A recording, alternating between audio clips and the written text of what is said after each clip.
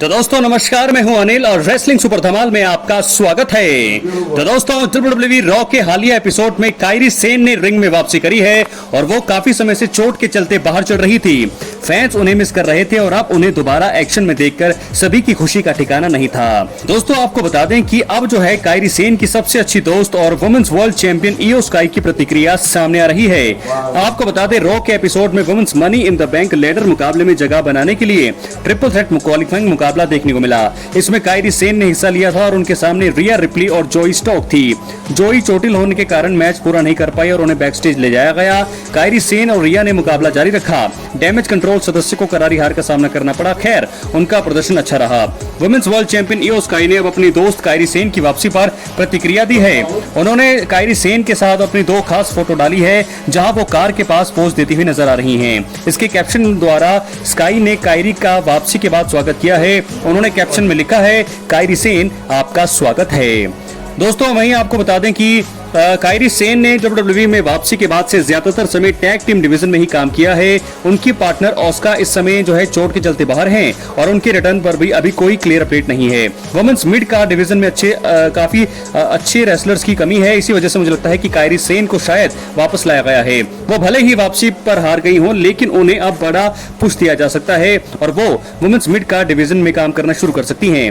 आगे जाकर अगर ऑस्का का रिटर्न होता है तो फिर दोनों टैग टीम डिवीजन में अपना सफर को है आगे बढ़ा सकती हैं। दोनों ही चीजें एकदम बेहतरीन रहेंगी। अब देखना होगा कि कायरी सेन को लेकर WWE का अगला कदम क्या होगा। दोस्तों अब हम बढ़ेंगे अपनी अगली स्टोरी की तरफ जो जुड़ी है रूसेव से। तो दोस्तों आपको बता दें कि WWE फैंस के बीच रूसेव के भविष्य को लेकर बहुत सारे सवाल हैं। रेसलमेनिया 41 के बाद रॉ में रूसेव ने वापसी करी। इसके बाद से उन्होंने चुनिंदा मौकों पर अपीयरेंस दी है।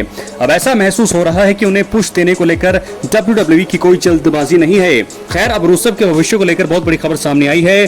WWE में वापसी के बाद से रूसेव की अल्फा एकेडमी के साथ स्टोरी चल रही है। उन्होंने ऑटिस को सिंगल्स मुकाबले में हरा दिया था और अब उनका सामना अगले रॉ के एपिसोड में अकीरा टोजावा से होने वाला है। ऐसा लग रहा है कि यहां से उनकी फ्यूड खत्म होगी। इसके बाद के उनके प्लान सामने आ रही हैं। PW इनसाइडर की रिपोर्ट के अनुसार WWE में अभी रूसेव की शीमस के खिलाफ दुश्मनी शुरू करने को लेकर चर्चा हो रही है।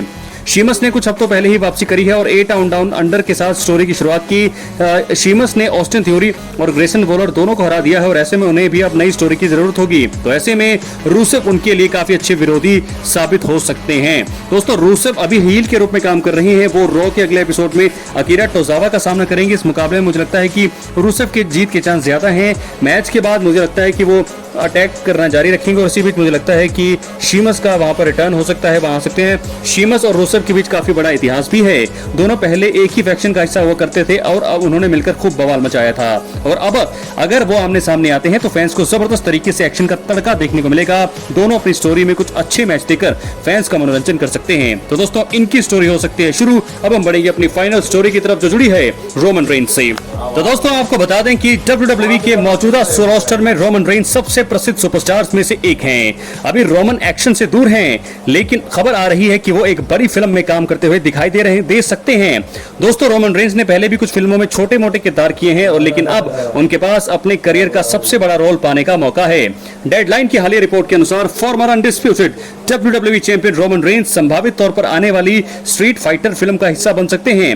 ये असल में कैपकॉम द्वारा बनाए गए वीडियो गेम पर आधारित है। जेसन मोमोआ, एंड्रयू कोसी और नोहा सेंटिनो के भी फिल्म का हिस्सा होने को लेकर बातचीत चल रही है। तो दोस्तों ऐसे में जो है रोमन रेंज रिपोर्ट में बताया जा रहा है कि रोमन रेंज को अकुमा नाम के कैरेक्टर का किरदार निभाने के लिए चुना जा सकता है।